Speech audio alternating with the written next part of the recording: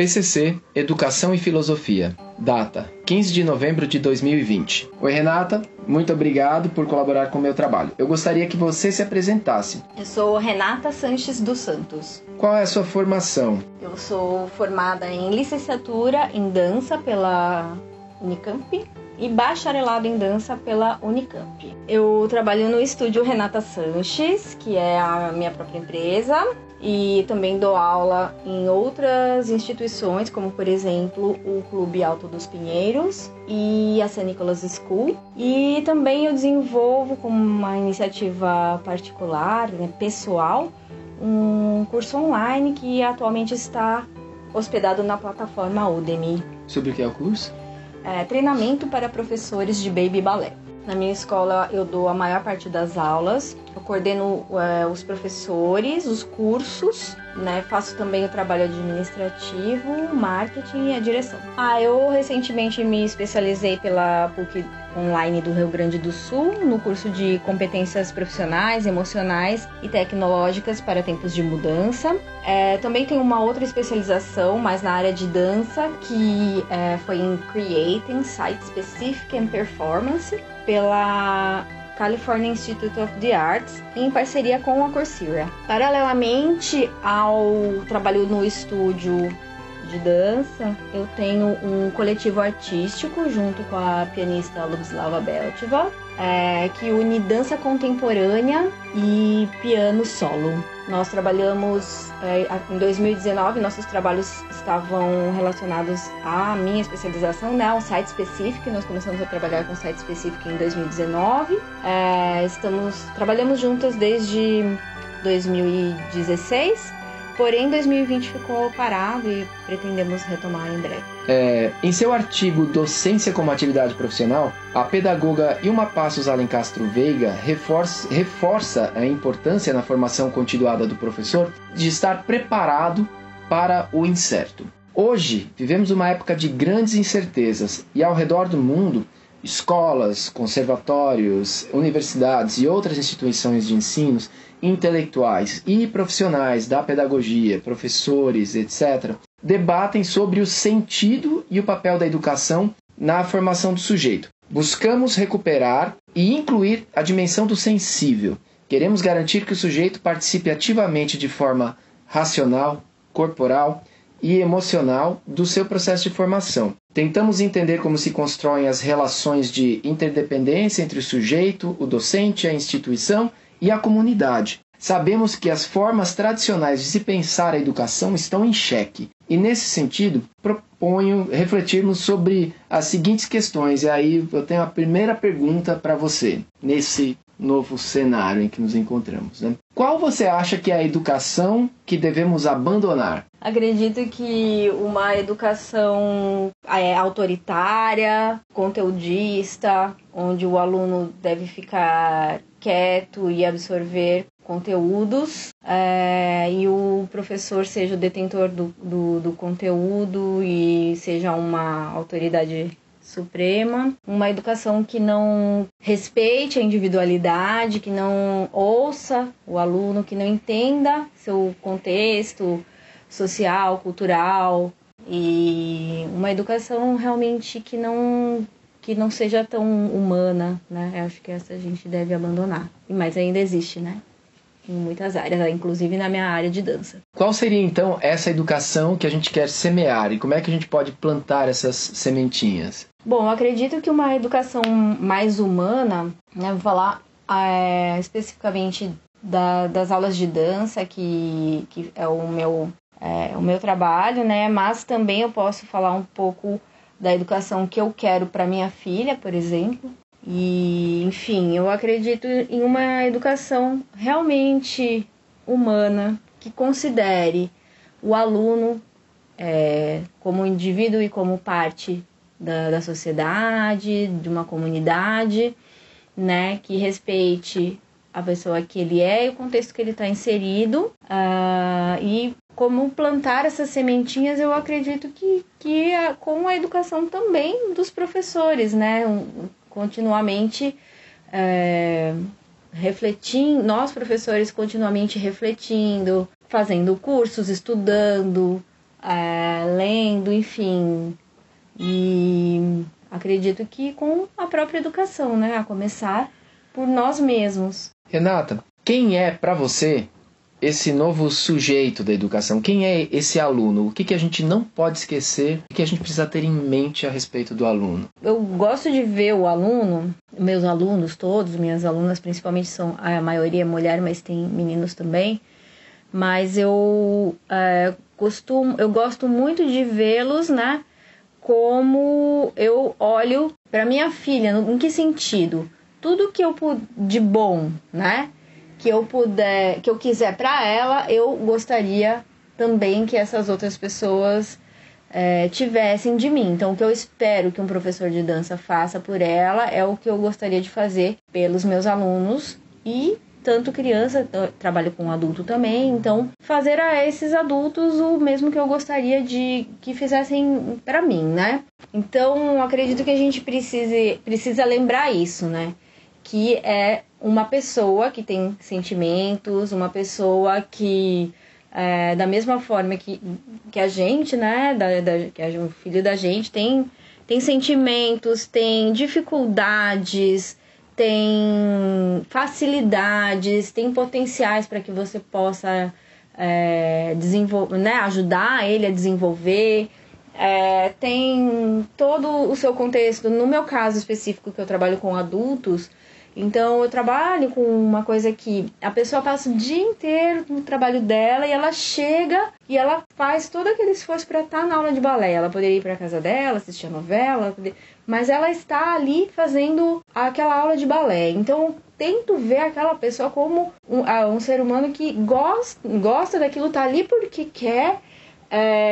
E que merece toda a minha atenção, tudo que eu puder fazer dentro da minha área para ensinar essa pessoa, para ajudar ela a ter uma experiência melhor com a dança, com o balé, é o que eu vou fazer. Então, ter em mente, eu acredito que se ter essa empatia, se colocar no lugar do aluno, ou colocar o aluno no lugar de alguém que você ama. Você também, como dona de escola, você não só atua como professora, mas você também trabalha com outros profissionais, né? Então, está envolvida com alguma coisa, treinamento e na formação dos profissionais que trabalham com você, né? Eu queria saber de você quem é o novo professor da educação. Olha, eu estou inserida num contexto, numa área em que a gente tem alguns professores de dança, né? Pessoas que têm uma formação, uma licenciatura, muitos, inclusive, fizeram pedagogia e tudo mais. A gente tem alguns professores nesse sentido, mas a grande maioria na minha área são instrutores, são pessoas que aprenderam aquela arte e que repassam e que muitas vezes elas realmente foram só até o ensino médio e trabalharam com a arte da dança muito a fundo na sua formação. Então, acredito que a minha área é diferente daquele professor que está dentro da escola mesmo, né? E esse professor de hoje, esse instrutor de hoje, né, é uma pessoa que está cada vez mais buscando conhecimento, mesmo esse instrutor busca entender um pouco mais de pedagogia para poder, né, trabalhar, né, como professor que eles estão trabalhando como professores, né? Então, acredito que são pessoas que estão buscando cada vez mais se especializar, estão buscando estudar. Então, e nesse seu contexto, quem são essas pessoas que mais lhe têm ajudado a compreender esse novo aluno que surgiu nesse contexto da pandemia? Olha, complicado de responder essa pergunta. Eu acredito que eu, pessoalmente, na minha experiência pessoal, na pandemia a gente foi todo mundo pro computador, né, para buscar informação e aí, para ajudar a entender tudo isso, nós da dança, né, nos juntamos em grupos de pessoas e a gente não tinha, né, essa conexão. Antes era todo mundo muito separado. E uma vez que a coisa mudou de cabeça para baixo, porque você pode imaginar, né, que a dança é corpo, você ensina, é visual, mas é tridimensional, só pela tela é muito complicado de você né, visualizar o movimento que é para ser feito. E além disso, né, você ensina também pelo toque, não só mostrando, né, pelo toque também. E aí ficou muito, muito difícil para nós, né, nesse contexto. Então, a nossa dificuldade, ela tem em alguns pontos similar à dos professores de educação formal, né? Mas em outros pontos ela ainda era mais difícil, né? E então a gente se juntou em grupos de profissionais para discutir esses assuntos, e também eu particularmente busquei muita informação vinda dos sites das principais escolas, cursos e informações que não eram cursos também, né? Mas informações que eu considerei sérias, assim, vindas de outras formas na internet, na área de educação. Foi uma mistura e muito, muito, muito eu aprendi com a prática, todo dia refletindo, todo dia mudando alguma coisa para melhorar. Então, você e os outros profissionais da dança, nessa pandemia, vocês se viram em territórios completamente desconhecidos, assim, afetou muito a maneira como vocês ensinam. Sim, muito, afetou muito. Na verdade, por um lado, né, foi muito desafiador, porque eu vi toda a minha classe encarando mesmo, fazendo o máximo para encarar esse desafio, né? E, por outro lado, a dança acabou atingindo territórios onde ela não tinha muito espaço. Então, nesse universo online, a dança praticamente não existia, era muito raro, cursos e tudo mais, pela própria dificuldade, e até mal visto, né, pelos profissionais, né, como algo que não funciona e tal.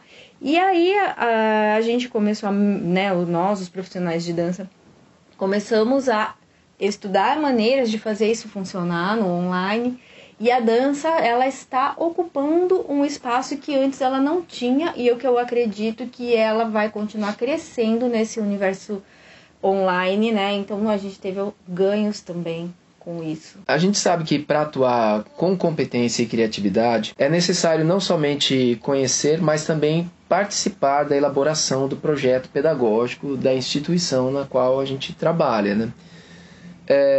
Como que você busca desempenhar essa função no seu ambiente de trabalho? Assim, na sua escola você é a coordenadora, né? Então acho que você poderia falar um pouquinho se você traz e como que você traz os profissionais que trabalham com você, né, para que eles façam parte desse plano pedagógico, se isso é importante ou não para você. No meu caso específico, do Estúdio Renata Sanches, é muito importante. Nem toda escola trabalha assim. Eu já trabalhei em muitas escolas ao longo da minha carreira, né? Eu comecei a dar aula, eu tinha 16 anos, hoje eu tenho 43. E eu tenho o meu estúdio desde 2013. Então, antes disso, eu trabalhei em muitas, muitas escolas de dança, e de todas elas, uma única tinha um projeto pedagógico que incluía os professores e que fazia reuniões para que você participasse realmente disso. Todas as outras, o professor tinha o método dele, a aula dele, e ele dava o que ele queria, e era isso. Então, mas eu acredito numa unidade, porque a gente também pensa na formação como uma complementar à formação do indivíduo. Então, a minha escola não é para formar bailarinos de alto nível, ela não é uma escola que forma bailarinos de alto nível por conta da carga horária que a gente tem. A gente tem uma carga horária de basicamente 2 vezes por semana, alguns alunos podem fazer mais vezes por semana, porém a gente procura dar uma formação para eles, para complementar a educação formal deles também, né, e a formação do indivíduo.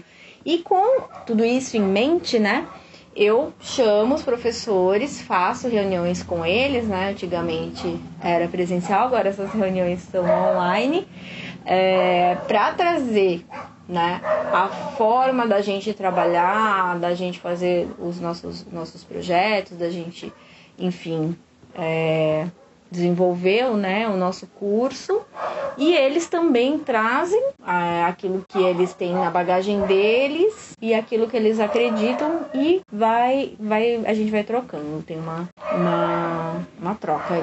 Bom, você já falou um pouquinho sobre isso, mas se você queira acrescentar algum comentário, por exemplo, porque você, como dona da própria instituição de ensino, né? Por que é importante a instituição, como você já mencionou e você falou, né?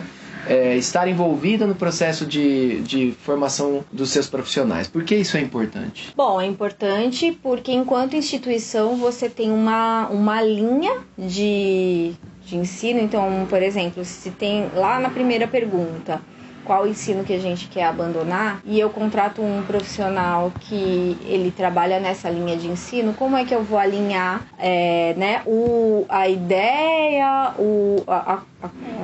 os valores da minha escola, a cultura interna e tal, com alguém que está completamente fora daquilo que eu proponho, daquilo que eu, afinal de contas, vendo, e que os pais confiam que eu vou dar aquilo para os filhos dele e de repente não é nada daquilo. Então, quando o profissional está lá, ele recebe, inclusive, treinamento, né? Não só um treinamento interno, ele recebe, a gente faz dentro dessas reuniões, é um treinamento, né, para que todo mundo fale a mesma língua e realmente a escola ela seja aquilo que ela está se propondo a ser. Anteriormente você falou uma coisa que eu achei muito interessante com relação à pandemia, né, e como foi importante o grupo dos profissionais da dança se reunirem, né, para discutir soluções. A próxima pergunta era com relação a isso, mas eu queria saber, então acho que vou mudar, porque compartilhar conhecimento é uma parte importante da formação do professor e dos profissionais, e foi exatamente isso que vocês fizeram, né? Mas, assim, qual que é a importância que isso tem para você hoje? Você pensava assim antes? Olha, eu acredito que antes, né, no mundo da dança, a gente, por ser todo mundo tão separado e, enfim, sempre existiu muita rivalidade entre escolas. Existe uma cultura na dança, principalmente no Brasil, de competição em festivais de dança. Então você meio que os estúdios eles formam, entre aspas, times que estão competindo uns com os outros, quer seja nos festivais, que na verdade são únicas oportunidades que você tem de dançar fora do contexto da sua própria escola, né? Encontrar outros profissionais. É somente em concursos que a coisa se dá no Brasil, né? A gente não tem espaço para fazer essas trocas de outra forma. Então, todo mundo era muito competitivo e muito individualista, né? E a gente via o outro como um rival no sentido de que vai pegar o seu aluno, se ele tiver um conhecimento melhor que o seu, ou então, enfim, dessa forma, né? A gente via dessa forma. E esse pensamento está mudando bastante hoje no mundo da dança. As pessoas realmente estão se unindo, estão compartilhando mais, estão vendo que essa é a solução hoje, né? Que não é isso que vai fazer, não é o fato de você compartilhar conhecimento que vai fazer um aluno mudar de escola. São outras questões, justamente são outras questões que vão manter o aluno com você. Mudando um pouco de assunto, talvez seja interessante até você falar, porque parece que dentro do universo da dança, né, no universo das escolas de balé, até se você quiser fazer uma reflexão mais geral, né, ou falar especificamente da sua escola, você escolhe. Mas eu queria saber algumas questões relacionadas a gênero. Existe equidade de gênero no seu ambiente de trabalho?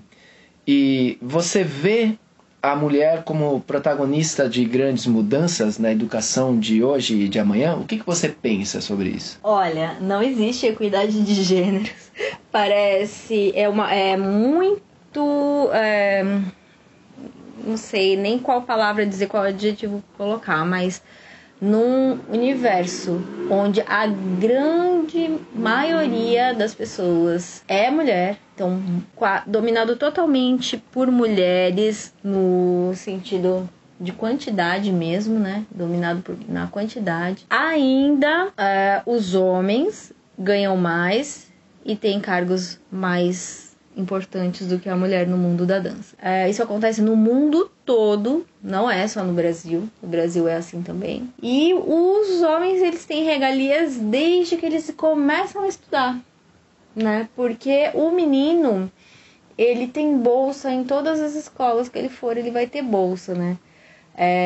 Porque como tem pouco menino, você quer meninos para fazer padedês, e são trabalhos que precisam, né, da figura masculina, você quer ter isso no seu grupo, na sua escola, então você acaba dando bolsa, né? Eu particularmente não dou bolsa pelo fato de ser menino, né? Então hoje a gente tem alguns bolsistas no estúdio e a maioria menina, né? E temos menino também como bolsista e temos outros meninos que pagam, né? Então realmente eu penso nisso. Eu não acho certo você dar uma bolsa pelo fato da pessoa ser menino. E se eu precisar de um bailarino para dançar, eu contrato um bailarino profissional, se for o caso de precisar para dançar. Eu penso dessa forma, né? Que a bolsa, ela não é por gênero, assim, sendo que a maior demanda é de meninas, né?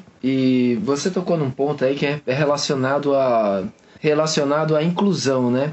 Eu queria saber como se dá isso dentro do contexto da dança, assim, porque a gente também sabe que escolas, instituições de ensino em geral, né, são ambientes multiculturais e diversos por excelência, né? Então, conflitos relacionados a raça, etnia, gênero, ou religião, ou condição social, até mesmo ideologia política, podem emergir nos diferentes espaços ocupados pelos alunos e pelos professores. Como é que a gente pode dialogar assim, com essas perspectivas inclusivas dentro desse contexto, sabe? No sentido de tentar diminuir o máximo possível esses conflitos e aumentar a participação, né, de ter uma maior equidade, né, dentro das escolas. Bom, no caso da minha escola de dança, eu acredito que a gente... eu não sei se eu tenho a sorte de ter um ambiente super saudável, onde todo mundo se respeita. Eu acredito que isso se deva a alguns fatores.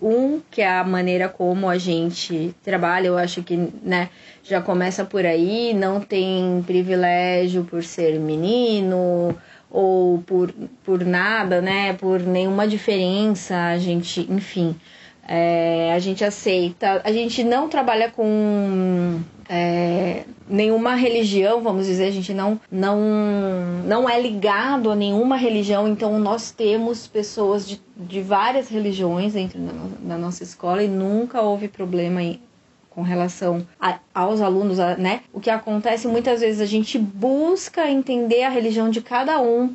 Então já teve caso de aluno que não poderia se apresentar no sábado e a gente, muitas vezes por causa de um aluno, mudou o dia do espetáculo. A gente busca entender todas as religiões e não ofender ninguém, vamos dizer assim, né? E sempre foi muito saudável. Eu acredito que o outro fator disso ser muito saudável é que a gente está lidando com arte. A gente está lidando com pessoa, com arte, com o sensível, com uma atividade que a pessoa fez uma escolha de estar ali. Não é como você estar numa escola que é obrigatório, todo mundo tem que ir. Uma escola pública, por exemplo, que você é colocado naquela escola, você muitas vezes não escolhe qual a escola que você vai estudar. Ou uma escola particular que, por mais que você escolha também, muitas vezes é a escolha dos pais, que tem vários filhos, e a pessoa vai por obrigação, né?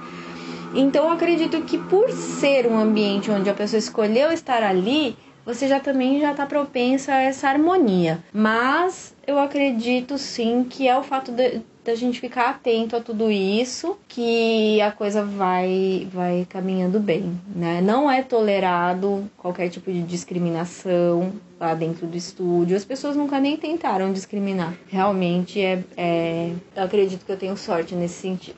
Seria interessante até em uma outra ocasião de saber mais como se dão essas dinâmicas, né? Porque por ser um ambiente tão diverso de uma escola normal, né, tem certos padrões, a maneira como as pessoas se relacionam, né, ou práticas dentro da sala de aula que poderiam, por exemplo, ajudar um professor, né? Bom, mas vamos mudar o foco para a sua sala de aula. Está na hora da aula. Como se dão... Esse também é uma pergunta que os professores, cada um para um lado, né? Como se dão as relações interpessoais dentro da sala de aula? Você acredita que formalismos são necessários, fazem parte da rotina? Como que os alunos se comunicam entre eles? A comunicação é mediada? Eles têm muita liberdade, pouca liberdade? Como que você controla a sua sala de aula? Bom, como a maioria das aulas que eu dou é de balé, eu dou outras modalidades também, né? Mas o balé clássico, ele tem uma estrutura, uma estrutura e uma rotina, né? Que vem de muito tempo atrás e que a gente usa algumas estruturas que facilitam, né? Vamos dizer assim. Então, as crianças entram na sala de aula no horário e na hora que o professor chama, né? Então, elas ficam na recepção enquanto isso, e elas entram em sala de aula uma por vez, fazem uma reverência, que é um movimento de um passo, né? Que é um cumprimento, é como se você estivesse dando oi para o professor. Então, o professor já está em sala, os alunos entram, um por um. Então, ambos, né, se cumprimentam com essa reverência. E aí, eles vão escolher um lugar na sala. Hoje em dia, a gente tem um quadrado específico, onde cada um tem que ficar por conta do distanciamento social, né? E se for no online, a gente também faz da mesma forma, cumprimenta com essa reverência, fala oi, né, no online e tal. Aí fala, agora vamos começar a aula, e a gente faz a reverência também, já com música, para dar o início da aula de balé mesmo, né? E a gente tem essa reverência no final também. Dentro da aula tem os momentos com a música, que o professor vai mostrar os passos, e os alunos podem responder a qualquer momento. Para eles conversarem entre eles, se tiver no momento da água, o professor não está explicando nada, ninguém precisa prestar atenção, eles conversam normalmente, sem nenhum problema, sem nenhuma mediação. Não tem necessidade de nunca precisei mediar. Pois, nunca não, né? Criança pequena, algumas vezes você tem que eles... enfim, algumas vezes você tem que mediar também, criança pequena, senão... né? Enfim, mas, né? E aí eles fazem, eles voltam a fazer. É muito tranquilo mesmo essa parte, muito tranquilo, muito difícil você ter que chamar a atenção do aluno dentro da aula de dança, assim, porque tem a estrutura da aula, eles já sabem qual é, né? E eles sabem o momento de perguntar, o momento de falar. Vai ter o momento de tomar água, onde eles vão conversar. E, enfim, eu acredito também que é mais fácil porque eles se veem menos vezes, né? Não fica o dia inteiro lá como na escola, junto e tal. Então é também mais fácil por conta disso. Que conselho você daria para a professora que você encontrou no espelho? O conselho que eu daria para mim mesma seria para eu sempre me lembrar, né? Não importa se o meu dia está sendo bom ou ruim, se as minhas aulas me deixaram louca ou não, se eu estou em isolamento ou o que quer que esteja acontecendo na minha vida, sempre olhar para o outro, né? Para o aluno, para o outro professor, para as pessoas que estão à minha volta, também como um indivíduo que eu não sei o que ele está passando, e tratar com maior respeito, maior carinho sempre. Lembrar sempre disso, né? Não se esqueça de se espelhar no outro, de observar o outro. Eu acho que esse é o maior conselho, e na verdade é aquilo que eu quero. Eu busco em mim mesmo, né? Eu quero estar sempre me policiando, entre aspas, pra não deixar perder, para estar sempre atenta a isso. É uma coisa que eu preciso estar sempre me lembrando. Muito obrigado pela sua participação e as suas reflexões foram muito significativas e importantes para esse trabalho. Eu que agradeço a oportunidade.